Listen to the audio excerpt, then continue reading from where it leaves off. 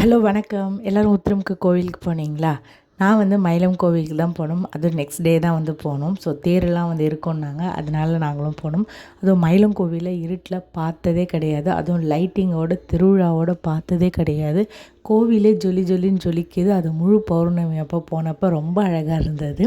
And கோவிலில் வந்து க்ரௌடாக இருந்தது. திருவிழா வைப்பில் இருந்தது. ஃபுல்லாகவே கோவில் ஃபுல் லைட்டிங் தான். எங்கே பார்த்தாலும் லைட்டிங் தான். கோவிலில் வந்து க்ரௌட் வந்து with pay and without pain ரெண்டு இடத்துல பார்த்து அந்த தருணத்தில் நம்ம க்யூவில் நின்று கஷ்டப்பட்டது எல்லாமே மறைஞ்சு போயிடுச்சு. அவ்வளோ நல்லா இருந்துச்சு.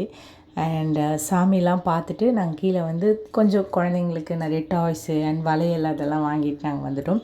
கோவிலுக்கு வந்து அன்னதானம் சாப்பிடாமல் எப்படி, ஆனால் நாங்கள் வரப்போ ஃபுட் எல்லாமே காலி ஆகிடுச்சு.